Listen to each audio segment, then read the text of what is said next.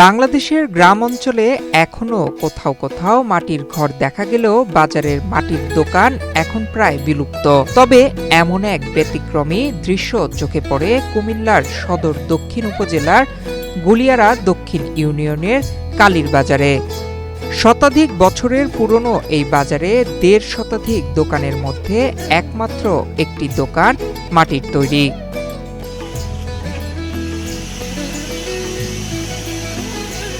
(১৯৭৪) সালে স্থাপিত এই মাটির দোকানে দীর্ঘ ৫২ বছর ধরে পল্লী চিকিৎসা সেবা দিয়ে যাচ্ছেন সৈয়দ আহমেদ মজুমদার।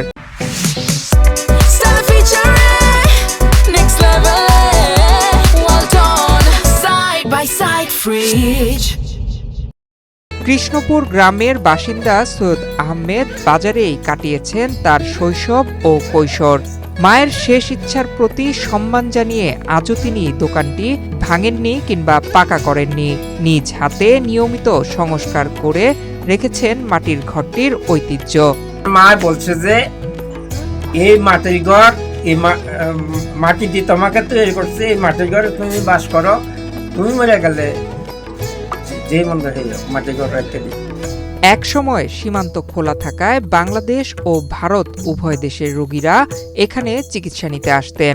বর্তমানে আশেপাশে নতুন বাজার গড়ে ওঠায় রোগীর সংখ্যা কমলেও এখনো প্রায় ৩৩ গ্রামের মানুষ তার শরণাপন্ন হন। তো কুমিল্লা বা অন্য ডাক্তার MBBS এর কাছে নিতে পারতেন না। আমার সৈয়দ আহমদের ওষুধ করে আমার ভালো লাগে মন থেকে। আমি সৈয়দ আহমদ পাস করা ডাক্তার না, MBBS না, অন্য না, মূলবার আগেও এর কথা আমার নাতির ওষুধ এখানে সব সময় থাকে। এই বেড়াগুলো আমার ভাই কোনো পার্মানেন্ট ঘর ছিল না, কিন্তু লোকের সমাগম ছিল। এদিকে আর কোনো নিকটে বাজার ছিল না। চিকিৎসার পাশাপাশি বৃক্ষরোপণেও তার অবদান উল্লেখযোগ্য।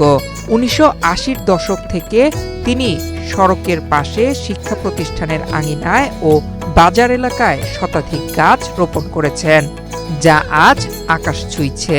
একটা গাছ দেখলে নিয়ে যার জাগে হোক এটা কুপে দিতাম। চেয়ারম্যান ছিল আব্দুল রশিদ সাহেব এবং মেম্বার ছিল জানু মিয়া। উনি তখন বলল, আমরা তো শুনছি তুমি যে কোনো একটা গাছ পাইলে যার জায়গায় হোক কুপে দাও।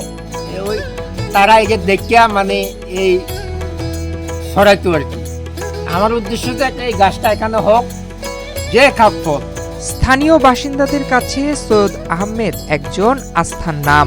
স্থানীয় কৃষি কর্মকর্তা শাহিদা খাতুন বলেন, তিনি শুধু একজন পল্লী চিকিৎসক নন, গাছ লাগানো ও মাটির ঘরের ঐতিহ্য ধরে রাখার মাধ্যমে এলাকাকে আলাদা পরিচিতি দিয়েছেন। তিনি একমাত্র মাটির ঘর যেটা ৫০ বছরেরও উপরে মাটির ঘরের বয়স এবং খুবই প্রাচীন। সৈয়দ আহমদ ভাই আমার একজন পুরাতন কৃষক। উনি আগে যখন সুস্থ ছিল, এখন উনি অসুস্থ, তখন কৃষিকাজের সাথে সবসময় জড়িত ছিল। ওনার গাছের প্রতি এবং ফসলের প্রতি দেখা যায় খুবই মায়া এবং টান। ওনাকে আমি অনেক দেখছি, আমাকে যখনই দেখে তখনই উনি ডাক দিয়ে নিয়ে আসে, আপা আমার এই গাছটা একটু দেখা যান, এটার কি সমস্যা, এই মরিচ গাছটা, এই লেবু গাছটা একটু দেখা যান। আমি সবসময় ওনাদের এখানে আসা যাওয়া করি। ওনারও এই মাটির ঘরের প্রতি অনেক টান। কালীর বাজারের এই মাটির দোকান যেন কেবল একটি চেম্বার নয়, এটি ইতিহাস, মায়া আর মানুষের সেবার এক জীবন্ত সাক্ষ্য। নয়ন বিশ্বাস, বাংলাদেশ প্রতিদিন।